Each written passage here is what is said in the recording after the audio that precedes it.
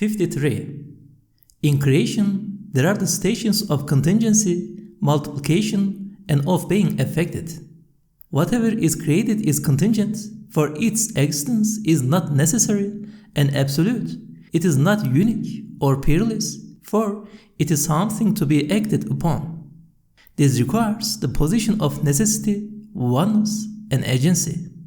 In other words, there must be one whose existence is absolutely necessary, who is one, unique, and peerless, and who is ever active.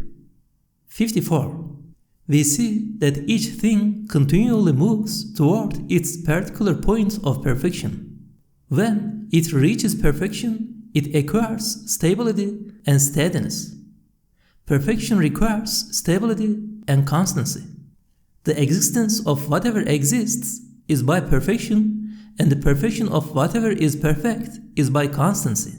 So, the one who is necessarily extant is absolutely perfect, and all perfections shared by contingent beings are only shadows of the manifestations of his perfection's lights. This testifies that God is the absolutely perfect one, both in his divine essence and his attributes and acts. 55. A thing's interior is much subtler and displays much greater artistry than its exterior. Therefore, its maker is not distant from it. Also, maintaining the exact balance and proportions between it and other things indicates that its maker is not contained within it. When we view a thing in respect of itself, its very being, we conclude that its maker is all-knowing and all-wise. When we view it with respect to its relations with other things, we judge that its maker is all-hearing and all-seeing, one who sees all things from above, fashions them, and regulates their relationships for certain purposes. This truth indicates the necessary existence of the Maker, who is neither contained in the universe, nor distant or excluded from it. Note, by his essence or divine being, he is not contained within time or space. However, through his names and attributes manifestations, he is everywhere and nearer to everything than itself, just as the sun places itself in your eyes, pupils, and penetrates your body through its light and heat.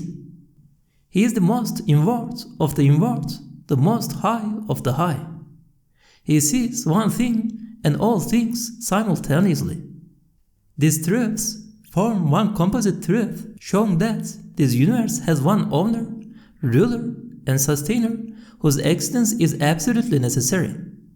He is all-knowing, all-wise, all-powerful, all-merciful, all-compassionate, all-providing, all-munificent, all-wealthy, all-living, self-subsistent, all-aware, everlasting, permanent, and deserving of worship. He does whatever he wills, is glorified by whatever is in the heavens and earth, and answers those who supplicate. He is the refuge of those in fear and helps those who ask him for help. This universe is a shadow of his lights, the manifestation of his names, and the imprint or work of his acts. Hearts find peace and rest in his remembrance, and unto him are affairs brought back. He created humanity and jinn to know and worship him, and ordered the universe through the laws of his destiny and decree. He is necessarily extant and one, unique and absolutely perfect in his essence, attributes, and acts. He is all subtle, all aware, all hearing, and all seeing. Through their lights, these truths show Islam and the necessity of submitting to prophethood. This leads to believing that he is God, the one whose existence is absolutely necessary, who is one and single. These truths form a language in which the universe announces that there is no deity but God. Know, O friend, that the pillar of belief establishes that there is no power and strength except with God. Know, O friend, that these proofs and belief in God require belief that Muhammad is his messenger. Belief in his messengership necessarily includes the other 5 pillars of belief and like a mirror reflects God's attributes. Thus, in the balance of belief, the belief that Muhammad is the messenger of God is equal to the belief that there is no deity but God, for prophethood has a universal, all-encompassing position by virtue of its being the mirror for reflecting his attributes of the ruler and sustainer of the universe.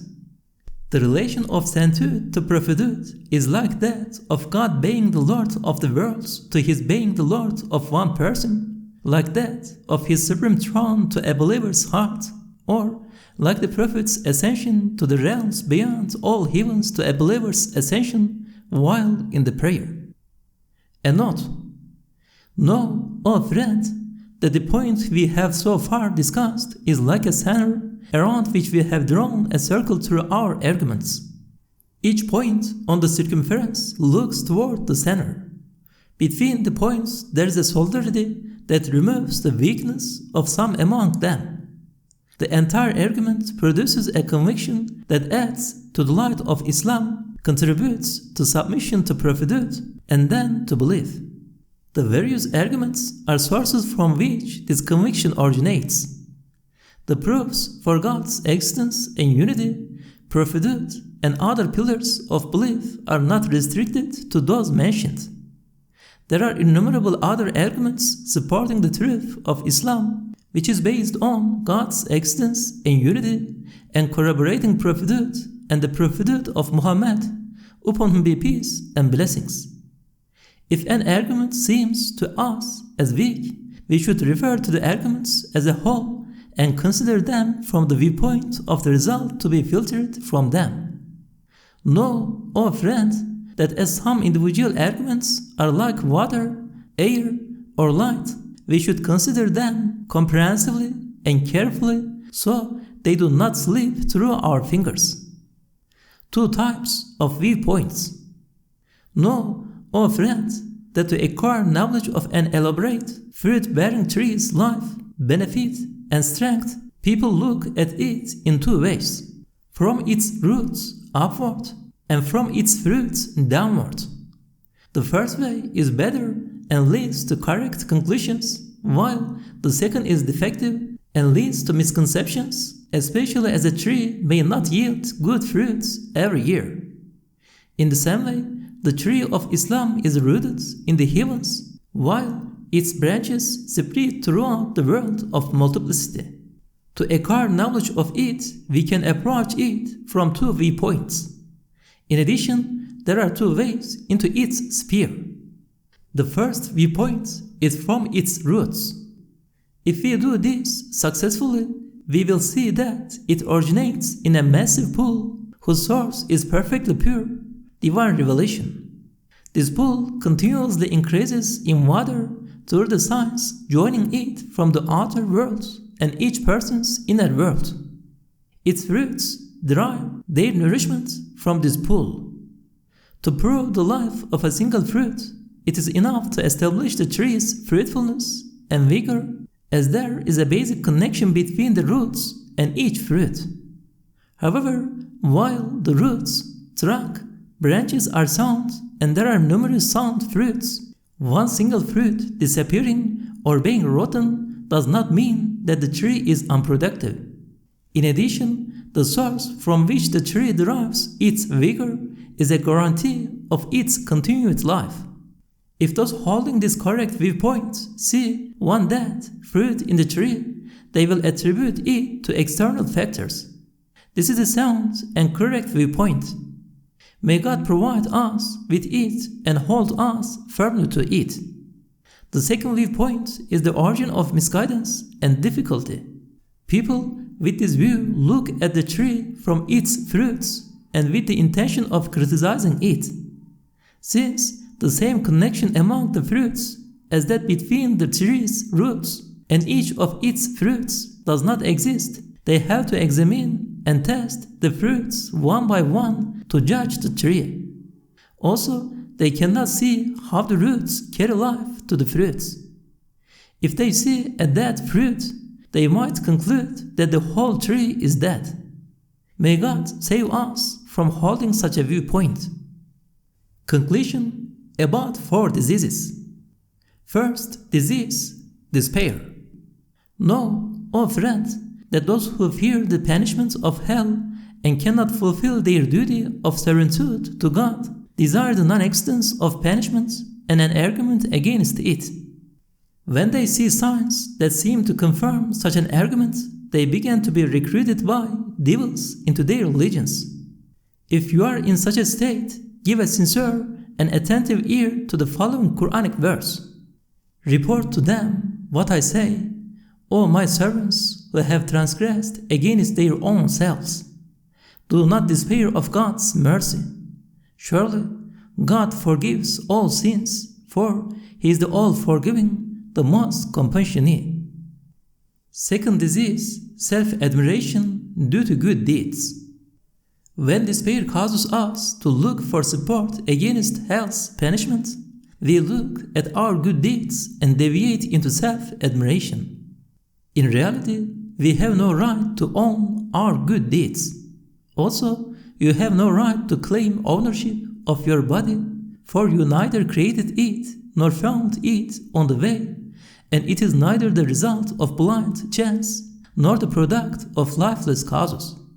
Rather, through its amazing design and the marvels of the art it exhibits, your body testifies that it is the handiwork of an all-wise maker who continually looks after it. Our part in our body's operations is minute.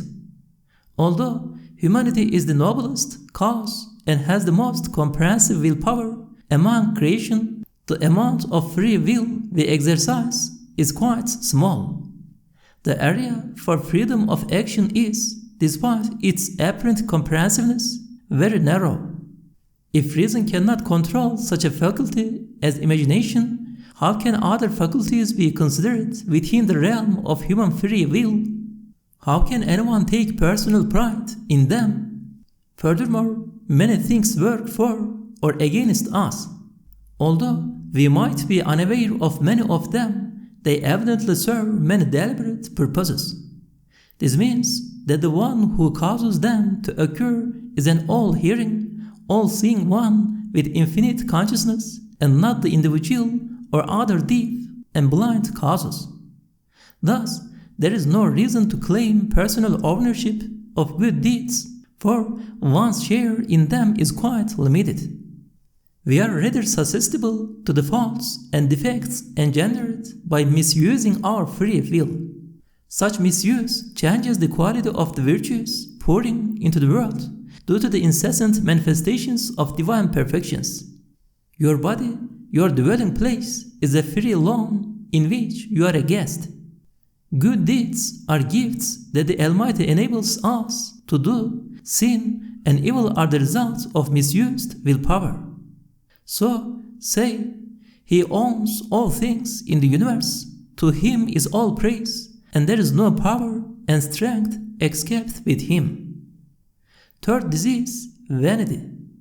Vanity or conceit engenders a distant view of past virtues and illustrious individuals and causes people to belittle them. Such people are deprived of the blessing and benefits coming from their good deeds and virtues, for they are blinded by illusion and have a negative opinion of them. So, to be saved from this disease, view them closely and see how in 40 days they accomplished what we cannot accomplish in 40 years. Fourth disease, suspicion. Suspicion of others causes people to think that others suffer the same defects and vices that they do. This view causes them to condemn everyone and blind themselves to the virtues of present and past illustrious people from whom they could derive some benefit. Thus, they turn their light into night for themselves. May God save us from despair, self-admiration, vanity, and suspicion. Amen. 4 significant truths I witnessed in my intellectual and spiritual journey. During this journey, I witnessed the following truths. First truth. Know, O friend, that in deference to the true owner, the all-glorified and majestic, causes people to claim absolute independence and ownership of their self. Such a mistaken belief leads one to imagine a realm of personal dominion. Then, after comparing other people and material causes to themselves, they share the rest of God's property or dominion among them. However, the Almighty has given us a human ego for a totally different purpose, to allow us to measure or compare divinity's attributes so that we may comprehend them. But we abuse our powers or faculties, attempt to oppose the divine commandments, and contend against the Creator's destiny and decree. O you who are accompanying me in my journey, this truth has become manifest to me in all its dimensions as follows. People can learn subtle truths, particularly abstract ones, through comparison, and infinite things can be pursued by imagining limits to them. So, the human ego, rooted in each one of us through the water of indifference to the true owner of creation, was given to us to serve only as a point of comparison by which we can perceive the attributes of the Creator, who has no partners and none to contend against him in his sovereignty, lordship, and divinity. The ego does not own itself or its body. Its body is not something found on the way, the result of chance or self-formed. Rather, it is an extremely complex, intricate, and amazing divine machine or factory in which the pen of divine power continuously works in the hand of destiny and decree. O selfhood, give up such a false claim. Submit to property, the body, to its owner, and be a reliable trustee in fulfilling your responsibility toward the body with which you have been entrusted. When people claim ownership of even one particle, they begin to share God's property with fellow beings and then with material causes. O selfhood, people do not own themselves. They do not make or create their bodies. Material causes cannot claim to own them either. How can people make their own bodies, seeing that, basically, they do not differ from sheep? How can a sheep claim it has made its body? There is a close affinity between a sheep and a pomegranate. How can a pomegranate's dye make its seeds? How can a fruit placed at the top of a tree create the tree? If a sheep can make itself, if a pomegranate can create its tree, then a human being can own himself. Each creature proclaims, I was made in accordance with precise measures by an all-knowing, all-wise, all-hearing, and all-seeing one. Material causes are blind, deaf, and lifeless. Their intermingling only increases their blindness and deafness. Preparing a certain medicine requires proficiency in the relevant medical sciences and pharmacology and accurate knowledge of the ingredients and the amounts needed. If these are all placed on a roof and a wind blows them down and then mixes them, can the required medicine be formed by itself or chance? Materialists and naturalists attribute creation to itself, causes, or nature. If a given medicine can create itself in the circumstances outlined above, one can claim that creation is either self-created or the product of chance and causes. But the beginning of creation and the origin of things and life are awesome questions to be answered. Thus, attributing creation to someone or something other than an all-knowing, all-wise, and all-powerful creator with an absolute will is sheer, arrogant folly. Second truth. Know, O evil commanding soul, that each person has a world particular to himself or herself, one which is very spacious and founded upon personal aspirations, relationships, and needs. Its main pillar is the individual's life. However, this pillar is weakened by time, events, and diseases. In other words, it is unsound and subject to decay and sudden or gradual collapse. The human body is not long-lasting, for it is not composed of iron or rock, but of flesh, bones, and blood, all of which are ready to disintegrate at any time. Its decomposition means the destruction of that individual's world. Look at the past, a large grave containing the ruined worlds of the dead. The future is a grave waiting to be filled. All of us stand between two large graves. Yesterday became my father's grave, and tomorrow will be mine. Although the world we live in is one, it contains as many worlds as the number of the people living in it. One's death means the end of one's world. Third truth. This world and its pleasures are a heavy burden. No one, except the corrupt in spirit, is contented with it. Rather than suffering from dependence on almost the whole universe, being needy of all means and causes, and appealing to contending deaf, dumb, and blind masters, people should seek refuge in a single, all-hearing, and all-seeing master. If they place their trust in him, he is enough for them. Fourth truth. Know, O ego, that the scientific inventions woven around your head, the lines of conscious artistry connected to you, and the things put in your hands stretched out in neediness, all demonstrate that your Creator, Maker, and Helper hears your sighs of destitution and your cries for help. Having mercy on you, He gratifies all your needs.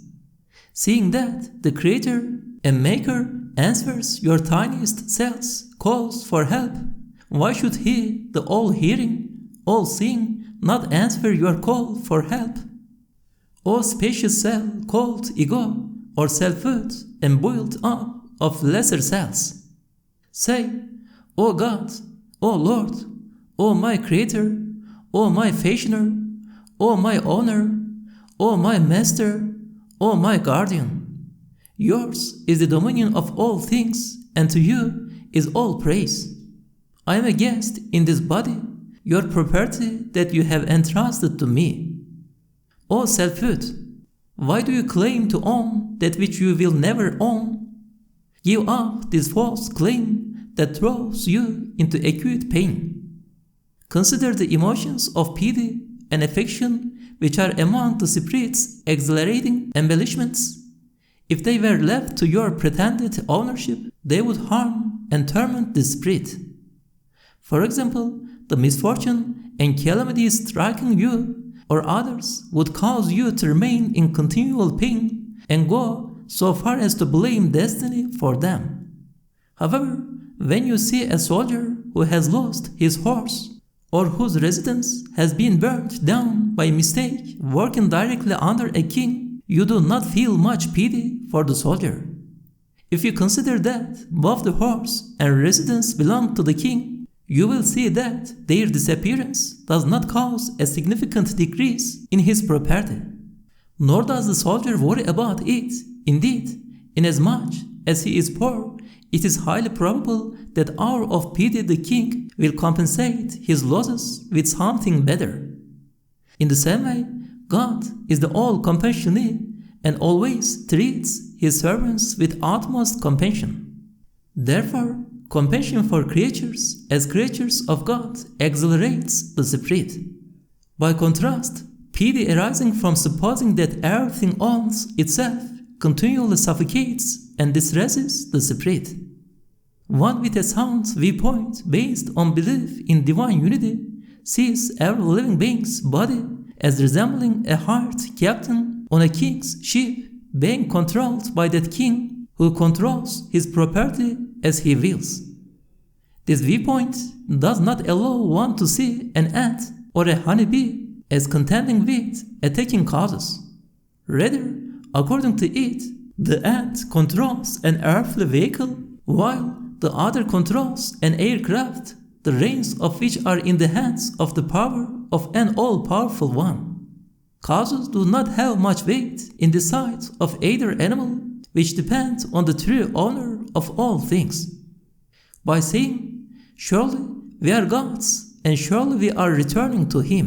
When struck by misfortune, one means, "All property is God's, and I am under His command, journeying to Him."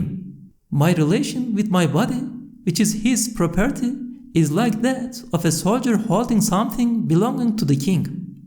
When robbers attack him, he states, "I am responsible for guarding this property entrusted to me. However, I am unable to guard it now.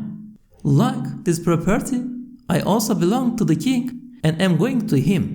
When those with such a viewpoint see a fellow struck with misfortune or suffer personal misfortune, they are relieved of continual distress. Otherwise, they are constantly weighed down with pain and distress. Second chapter. This is about Subhanallah, the phrase glorifying God. In the name of God, the All-Merciful, the All-Compassionate. Glory be to God, the absolutely powerful, through the power essential to His being God, absolutely wealthy and free of powerlessness and need. Glory be to God, the absolutely perfect in His being, attributes and acts, and has no fault or defect. His works' perfections point to His acts' perfection, which points to His name's perfection. His name's perfection indicate His attributes' perfection, which testifies to His essence's perfection. All perfection and beauty in the universe are a shadow of His perfection and beauty. All people of spiritual experience and discovery, as well as those who unveil hidden truths in creation, agree that creation is a shadow of the necessarily extinct being's lights. Glory be to God, the one and single. He has no partners in His dominion, for the work's unity points to its doer's unity in His being Lord and Sustainer, as indicated by the Pen's unity, and in His divinity, as divinity requires absolute independence and being unique and peerless. Glory be to God, the all-powerful and beginningless, without helpers and ministers, as such finite contingencies would put limits on the infinite, perfect power. Glory be to God, eternal and beginningless, without like or equal. Glory be to God, the necessarily extinct one, who is free of necessities pertaining to contingencies. Glory be to God, for whom is the highest comparison in the heavens and earth, and He is almighty, all-wise, and has no qualities attributed to Him by those with false beliefs. He has no defect, for faults and defects are particular to contingent morals. As God is the necessarily extinct being, how could they be attributed to Him? Glory be to the perpetual, eternal one, who does not change or alter, for these characteristics are particular to contingent, created beings, and contrary to His absolutely necessary existence and oneness. Glory be to the Creator of creation and space, who has no division and is not contained in space, for that is incompatible with the absolute independence essential to the divine being. Glory be to the eternal, permanent one, who has no beginning or end. Glory be to the necessarily extinct being, free of and exempt from whatever is not fitting for Him, such as incarnation and union. What relation can soil or something made of soil have with the Lord of all those who claim lordship? Being limited means being dominated, and saying that God begets something means placing limits on Him. He is absolutely free of and exempt from such mistaken beliefs and conceptions. Glory be to God, whom all angels and all that is in the heavens and on earth glorify through what the pen of destiny has inscribed on their foreheads.